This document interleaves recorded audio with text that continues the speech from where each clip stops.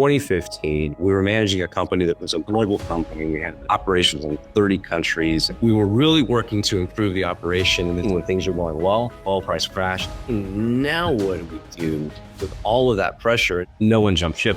Brad Childers, president and CEO of Archrock, a leading U.S. infrastructure company focused exclusively on natural gas compression. He brings a deep conviction about the role energy plays. And what's your vision for your organization? The business that we operate today started 71 years ago. Wow. So you start by resetting the ambition. We're building the most sustainable future. We power America. What's your bit of advice for leaders? Number one,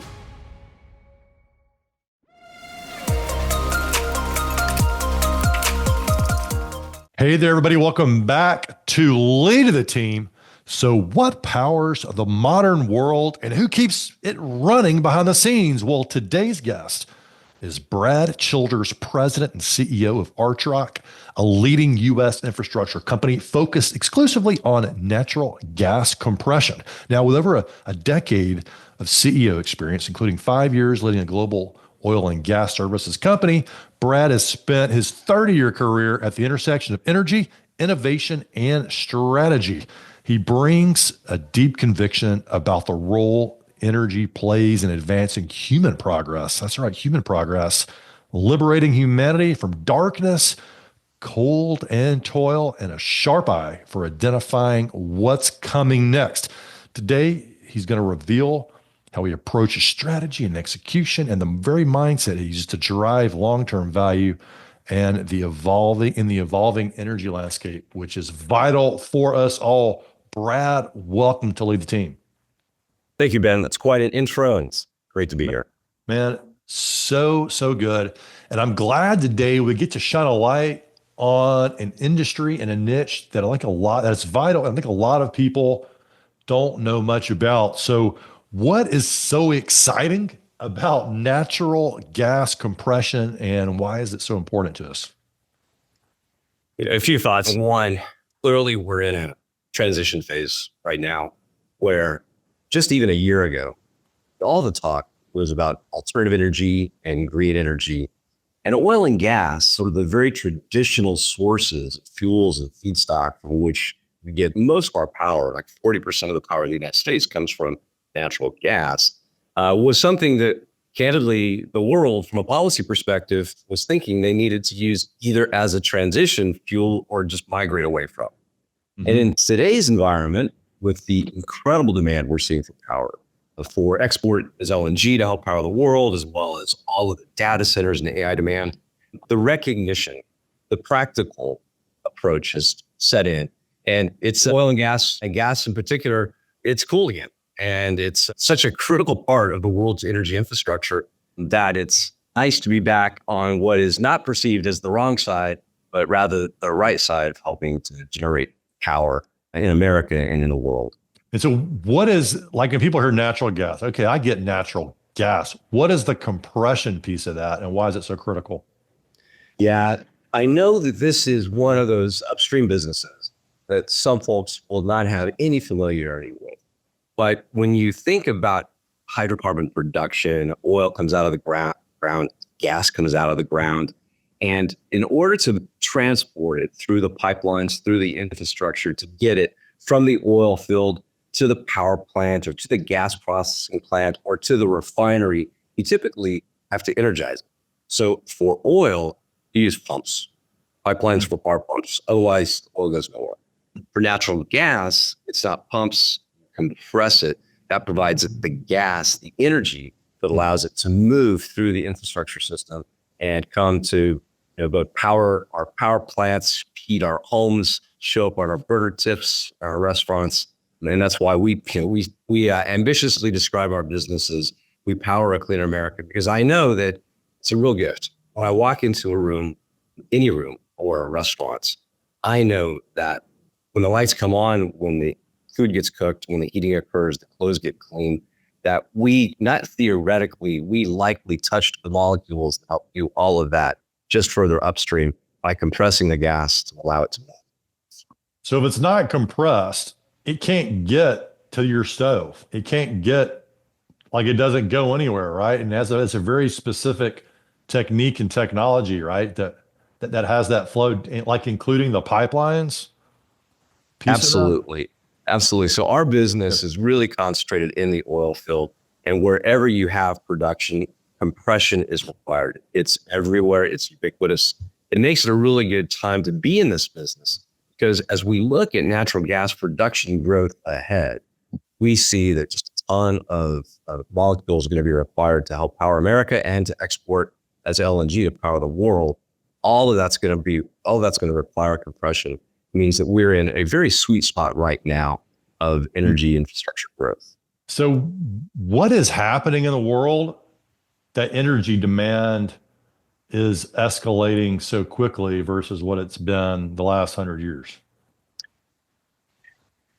Energy demand has actually been growing. The world remains somewhat energy starved. So if you step back, think about the approximately 8.3 billion people on the planet today. Approximately 2 billion of them have won the birthright lottery, and they're born in a location that has a combination of factors that include abundant, affordable, accessible energy and energy infrastructure. Of the other 6.3 billion, candidly, several of them have access to minimal power, but all of them want a type of rich, dense, reliable power that we get to enjoy in the United States and Europe and other well-developed countries.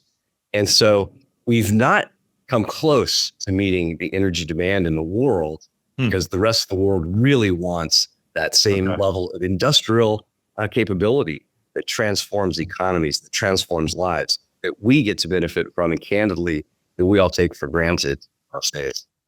Well, we do take it for granted, you know, in North America. And when you visit other countries that don't have it, you immediately, it can be shocking for a lot of people. Absolutely.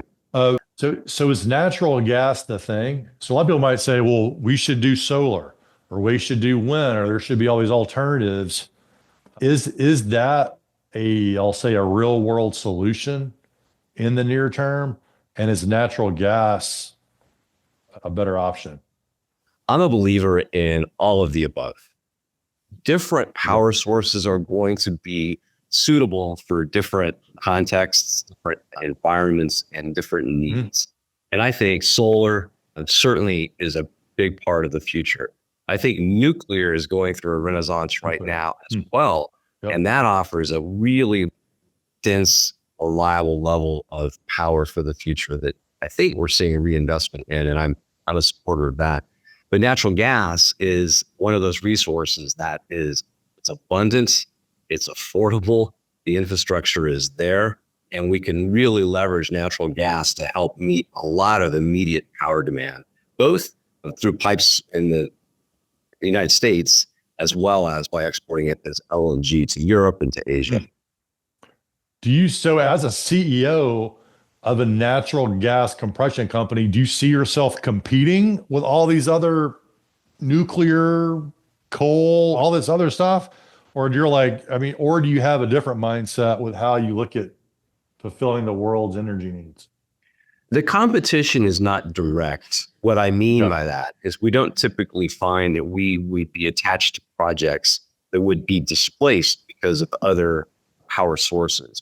What we find right now is that there is so much need for immediate short-term power that natural gas is the go-to feedstock that we're seeing to help supply a lot of the energy demand, both in the US and abroad. Wow. How is AI creating demand in the natural gas area? Like, is there a direct connection there?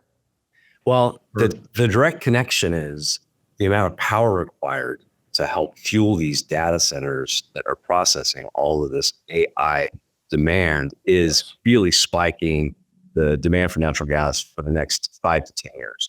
So it's to provide the power is what is really directly impacting our business. Now, the estimates on the actual impact are all over the map, but even in a low case scenario, it's going to require quite a bit of natural gas growth, production growth, as well as compression growth. Well, so what's your vision for your organization, and also thinking about environmental impact and how I mean, it's weird. We have temperatures rising, the greenhouse effect, all these things, and we have this surging demand. I mean, AI is creating such a higher demand than before we even knew we had a. I mean, it's really complicating our demand and how everything is going to be balanced at the end of the day with energy supplying, fulfilling the demands, and taking care of the environment. How are you as a leader charting the vision ahead for what your company's going to look like 10, 15, 20 years from now?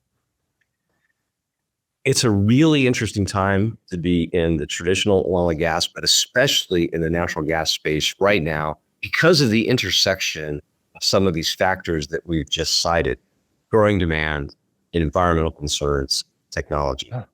And I'll step back and share first kind of the first part of the vision for this business and this industry that I find to be fascinating. It comes right back to where we just left off in the question you asked about technology. But one of the things that's really interesting for my workforce, for me, for our team, is that we are managing in a very practiced, mature, competitive space. Our business has been around for oil and gas for more than a century. The compression business, and actually the business that we operate today, started 71 years ago. This is not a fintech business, 71. clearly. 71 And years. so that has some consequences when you step into a business that's old school like that. But the thing about how do you have a vision for something that's been practiced for 70 plus years? How do you innovate and think about you changing the business? And so the benefit that we have by having this older practice business, candidly, is the opportunity to find things that have not been done before. But it starts with imagining that vision. It's not just we want to be a great compression company. It's setting that vision, providing that purpose that it's not just a great compression company. It is. It's a part of this incredible machinery of the energy industry that helps to power the world. And so you start by resetting the ambition. We started by resetting the expectation and by resetting the vision. And so for a few years, when we got very ambitious about what our small cog in the energy sector could do, we ambitiously said, we power America. It's a pretty big statement, but it's true. And it's an energizing way to approach our business and think about how we do what we do, why we do what we do. It's about resetting the expectations. So with our customers, with our investors, our employees, we saw an opportunity to step back and think about how do we not just be a great compression company, how do we deliver more to our customers? How do we deliver not just better, but actually more reliable throughput? What our customers care about is uptime. What they care about is the equipment runs. They like it so that it's solid state. It's like the Maytag washer and dryer that the repair guy does not have to show up, right? So how do you operate? Silence is golden. How do you operate Yeah. that steady state business? Exactly. And so we started by stepping back and asking, what can we do? Now, the technology in the core business, that is the engines and the compressors that are the primary drivers of our business, they've developed, but they're very similar. Just like in automotive technology, the engine and the fuel injection system, that's not revolutionary today compared to 10 years ago, 20 years. What's changed is the opportunity to add in technology, to add in the internet connectivity, to add in edge devices, to bring data to be more current, more live, and more actionable than it ever has been. And so we've invested in our business by connecting every unit. Now, our units are very remote. Some of them are 2-hour drive to even reach them. So we brought in this connectivity and the Internet of Things so that we can see what's going on live through a very dispersed set of assets operating in very remote parts of the oil field. And we made it infinitely more actionable. So the information comes in real time. And it also has accelerated our ability to see what's going on the unit live all the time before it requires maintenance action or downtime. So just bringing together the current technology has so impacted the service offering that we can bring to our customers that we hope we have elevated. And the experience, elevated the expectations. And by creating that more value for our customers, we then also get to create more value for our investors and a more engaging workplace for our employees. Yeah, so important to recognize it's that industry where you want your customers to be quiet. Like you don't Yes. when no one is complaining, that means you're doing a great job. And sometimes it's hard to find means of improvement too, because like, okay, how are we tweaking the process? And because you're not hearing, I mean, it sounds like you guys are already doing a great job of consistency, but you're anticipating the growth needs and down the road, and you're integrating all this interesting technology that's available to tweak and to become even better with it. I mean, it's so cool, and I'm glad that on the infrastructure side, we've got leaders who are thinking more proactively on it than are reactive. Now, And yeah. the second part of this technology point is the one where you left off on your prior question. So you do that, number one, to manage Mhm. business, change expectations, deliver more service to your customer. And then second, when you think about the world today, all of us want to operate our businesses in the most sustainable way. That is, we care very much. The industry cares very much. Our business, my company, our employees, we care very much. But we're building the most sustainable future for our children and our grandchildren and for the world.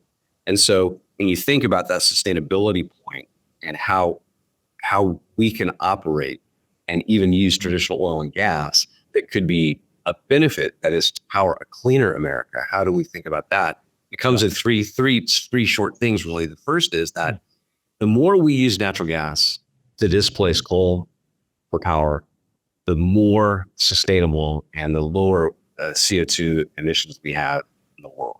By way of example, in the US over the last approximately 10 years, we've increased natural gas production by like 15%, and we've reduced CO2 emissions in the US by more than 20%. We've done that because we're displacing coal production. So if we really want to get serious short term around cleaning up emissions, we would produce as much cleaner burning produced in natural gas as we could and take more coal out of the system. That's one way we do it. Second way we do it is that we work to electrify as much as we can. In the oil field, it's electrifying. Today, the vast bulk of the compressors we operate, they burn a sliver of the natural gas we compress to drive the compressor. So the gas comes to our unit, we take a sliver of to burn in the engine that drives the compressor. What we're doing now is increasingly replacing that natural gas consuming engine with an electric motor drive unit. And that also helps to displace a lot of the emissions that we would have in the oil field. And then finally, we're investing in technology as an industry and certainly as a company to look at, find, capture, and shut down emissions anywhere we can. So detecting methane before it leaks, having devices that capture the methane instead of seeing it leak, as well as investing in the possibility of remediating CO2 from these local production sites by having CO2 and capture and sequestration capabilities is something that as an industry we're all working on. And so only at Archrock, our company, we're working on these technologies so that we can continue to have a social license to operate in this space. But we have to earn that by building as sustainable a business as we can. Well, it sounds like things are headed in such a positive direction on that. And we don't have a ton of time, but I want to make sure that we get into your leadership journey because I don't even see, I mean, you've been at this a while, and I'm curious, what was your first job and how does it still influence your leadership today? Both number one, it's several. And I had a lot of inglorious jobs as I was working my way through school, from delivering pizzas to washing dishes at our restaurants. I'll tell you that I'm going to convert this into my worst job because it had a really poignant story that I tell today because it resonates for me still and how I think about leadership in people. My worst job was cleaning carpets. And it's a combination of a sales business and an execution business because people clip the coupon and they want you to come and show up at their house and clean carpets for like $1.50 a room for 8 hours or something. And so it has that unfortunate kind of sales component as well. But if you do the right thing, it always works out. And so I still remember doing that, trudging this carpet cleaning device through my little Volkswagen. I mean, when I had to do this, and when I did, it was an interesting time. I just finished my undergrad studies. I only had 2 months, so I had to grab a quick job to make some money before I headed off to grad school.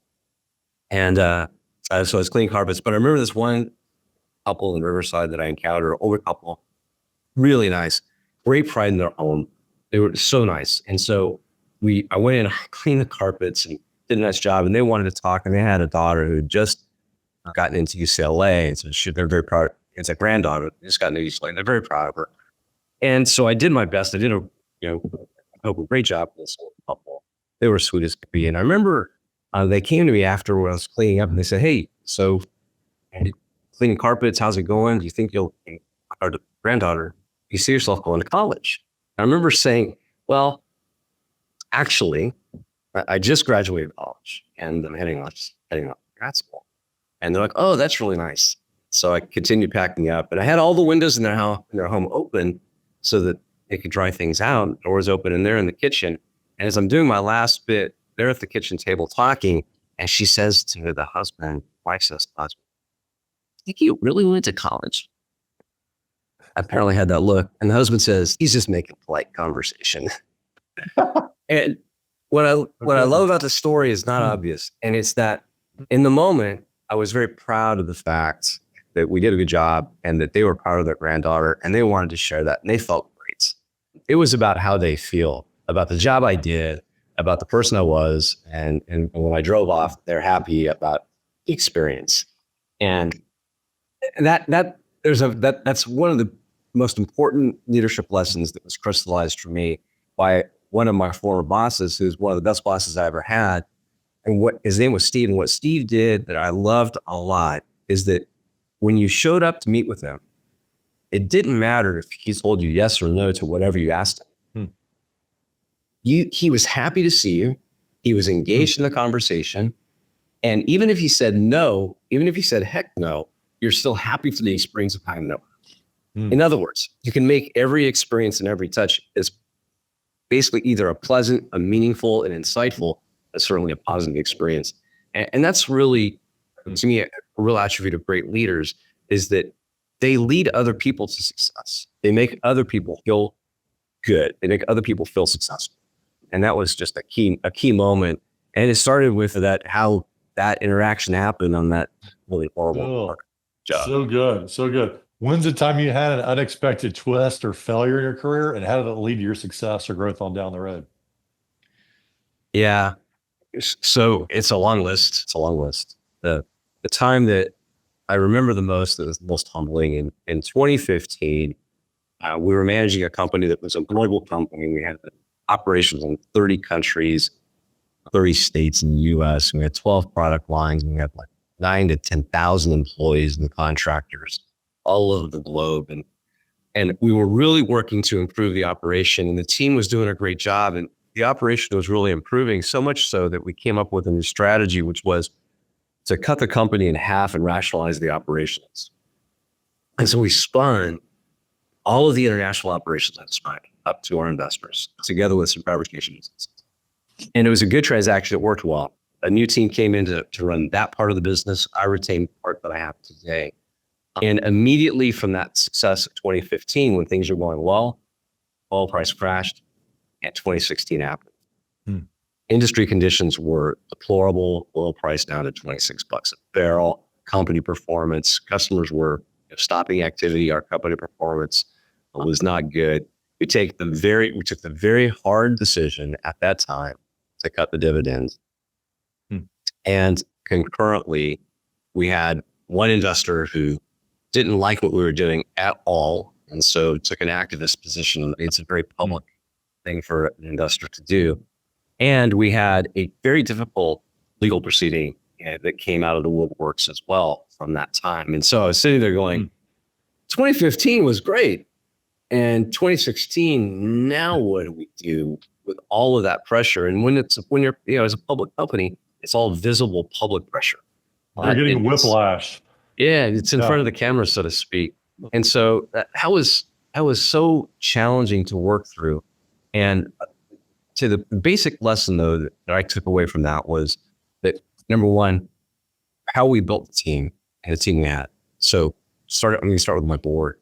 I had a very supportive board. I had a very engaged board. It's not that they were happy. It's not that they were 100% behind everything we were working on. It's that they said, okay, we're going to back up and take the right approach here. And second, the management team, no one jumped ship. Everybody's there for the duration. We had to work through a challenging market, challenging customer scenario, challenging financial positions, challenging investor moments, and some legal work. But everybody battened down the hatches, and then finally the advisors that we assembled externally to help make sure we were doing the right thing, do the right thing for your customer, the right thing for the investors, and stick with it with patience to make it. But at that moment, huge amount of gratitude that I got to experience was for the team that we had in place and how well we all aligned around what needed to get done with urgency to respond. Yeah, it's so great when you have a huge success like you did in 2015 to have a great team. Everyone's feeling good and high-fiving, and then to so quickly have the opposite kind of year and to be able to still rely on those people and they still stick around to support you and they don't just take off when times get tough. It sounds like you really built some loyalty. And Yeah. I'm not going to say I built some loyalty. I'm gonna say that we had a great team. We had an amazing amount of stick to it patience and determination that we thought we had a good plan. It turned out it worked. It just was a hard execution. And they were part of the building the plan. Yes. And they helped implement it and execute it. I mean, that's a great success, which could have gone the other way. Could have gone the other way. I mean, and it lasted. I'm going to share. It took 2 years. It didn't happen and get done in a quarter. It took 2 years before we really got the benefit of the turnaround from all the actions. Yeah. Well, high five to you and the team. Easy to stick when times are good, but they stuck with it when times got tough. Yeah, great example there. What's been your biggest source of inspiration to the years, and what's a difficult time that I got you through? Well, in a difficult time it got me through, I'm probably going to say see above. But one way I think about inspiration is that, as a matter of faith, there's a great passage in Colossians that says, "Whenever you do, work as if working for the Lord." And so, if you step back and think that what I'm doing is accountable, not just to people that are looking at me, but what I'm doing is accountable to God, it gives me a different perspective on how to elevate my fiduciary responsibility to my investors and to my customers, and to our employees. I look at our customers first and foremost and know that they've entrusted their business to us. If I can't be successful, they can't be successful. Our investors have entrusted billions of dollars of capital to us, and they have an expectation of a return. They're kind of demanding that way. And so it elevates the way I think about I've got to deliver that return. And then I think about our employees in particular. They've entrusted their lives, their livelihood, and their careers and their families' futures to us. And it sets a high standard when one recognizes that the work that we are doing as if for the Lord, because it is. All of these people that I feel very much a responsibility and independence, I just really want to deliver. And that sets a high expectation. Yeah, it does. And when you can have a higher calling than just the work itself, yeah, I can see that giving you a totally deeper well of inspiration and motivation to pull from in that. And the pressure can be high. And you give a great example of when it was. I'm curious, when you talk to your team, do you bring in God and talk to them about that, even if they're not totally bought in on that? Or you're like, no, I talk about it in a way that they can all seem to get motivated? Or how do you start the conversation or the It's a really interesting thing in the public company context, or even in the private sector. Because on the one hand, I want everybody to feel open, invited to be open about their faith. We have a very diverse country. And that includes our races, our genders. It includes our faith. And so I think people should be invited and welcome to not sit on their faith, to not be ashamed of their faith. I'm not ashamed of Christ. I'm not ashamed of my faith. And I want to be able to display it. And at the same time, I have lots of Muslims that work in our company and Hindus, and we have members of our community that are Jewish. And so I want to be respectful also, though, of their faith practices and allow them to practice in the way that they're comfortable with. So there's a line drawing exercise there that means that we're usually not always, we don't always have license to talk about our faith in the most open way. And yet, I want to encourage everybody to practice their faith in an open way, in an appropriate way, and in a respectful way in both our country, certainly, and Man, I love this topic because we're heading in a world where people talk about, well, that's not work-life balance, it's work-life integration. And think about the whole employee and people that have a strong faith aspect to their life, like that's part of who they are. And I do think there's people get really nervous in companies because they're like, well, I don't want to talk about that or do this or that, because people don't want to feel like they're being converted to something correct at work. But yet you celebrate holidays. You have this other culture or other aspect to your life. And I like the idea of being able to find ways to bring it in a comfortable, like interest building, curiosity way versus like a recruitment way. How do you, when you talk to your leaders, do y'all have a lot of conversations about how to talk about it or don't talk about it? Or is it just sort of works its way through based on how you approach it? We talk about it because there are points in the calendar when we celebrate holidays that are faith-based. And so we want to make sure that we are open to talking about it so that people are comfortable expressing their faith. But as you point out, it's not in order to convert. And it's in order to just share it. And so people can feel free being themselves. On Ash Wednesday, I wouldn't want to say you have to wash the ash off your forehead, right? I mean, it's like, and you can take that and apply that to several different things that have outward manifestations. I think the bigger point here that I really feel somewhat passionate about is as a country, and we often are told, do not talk about politics, do not talk about religion. Both are considered. Similar deal. Politics. Topics. You're a Republican, Democrat, Independent. Yeah, and it gets people fired up and makes it hard to work together. Potentially. It makes it impossible. But we're a democracy, and a democracy is dependent upon, we're actually a constitutional republic that has come in democratic elements to it. And in order for it to work, we have to be in the business of trading ideas. If we can't share ideas, if we can't trade ideas, if it's always a hostile environment, if there is the censor culture that we've experienced in the most recent past, it's really not conducive to advancing the responsible citizen aspects that are required of each of us to be great citizens of the constitutional republic and to practice democracy. What's your advice to leaders who are like, there ain't no way I'm bringing up politics or religion? And they're like, well, but wait a minute, there might be an employee engagement aspect. Like they could bring the potential for creating a stronger organization could be on the other side of that. What's your bit of advice for leaders approaching that delicately? Yeah. So we avoid partisan political discussions and dialogue. If you stick to advancing the ideas around policy that can make a difference, especially for your business, that's a constructive way to engage it. So by way of example, it's very political today to advocate we need an energy policy that is more hydrocarbon friendly, supportive, and allows us to take advantage in the United States. We have 200 years of oil and 130 years of natural gas that we should be leveraging like crazy for the benefit of the U.S. economy and consumer and our nation's future. That's a very political thing, but it's not partisan. It's advocating a policy, an energy policy that makes sense. So I would steer away from partisan because I don't want to isolate. I have employees from all walks of the political spectrum as well. I don't want them to feel like they're not totally welcome.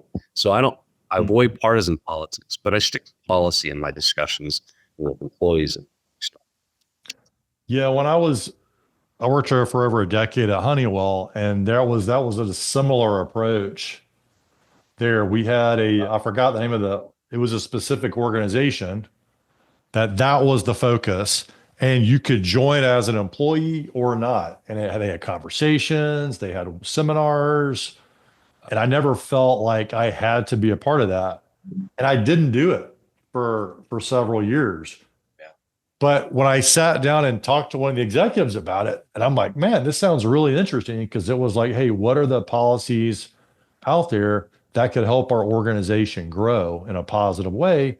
And the more I learned about that, it actually helped accelerate my leadership, because I understood, I became less insular inside the company and more like I wasn't becoming a lobbyist to people thinking, oh, he's lobbying, but I understood how we fit into the global perspective a lot more.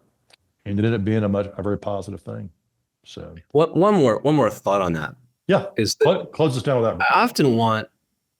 I always want to have that opportunity to learn from someone that doesn't agree with me or that I might not agree with. Well, And so when possible, if you can just ask for the license to say, look, I don't want to convince you of anything, and I'm not sure you'll convince me of anything, but I really want to understand where you're coming from. If you can reach that agreement in advance, and then just say, so look, let me listen. Just tell me, what it is you believe, what's foundational, what's principled, what's practical, what's the application. And then if you can do the hard thing for every human being on the face of the earth, which is to shut up and listen, it helps the dialogue quite a bit. Well, it reminds me of my favorite of the 7 habits from Stephen Covey, and the hardest to implement for me: seek to understand, then be understood. Absolutely. And if we can implement that as leaders, I'm telling you, wow, what a different world it would be. Brad, thank you for coming on. Lead the team. What a fun one today, my friend. It was a complete pleasure. Appreciate the discussion, Ben. Thank you.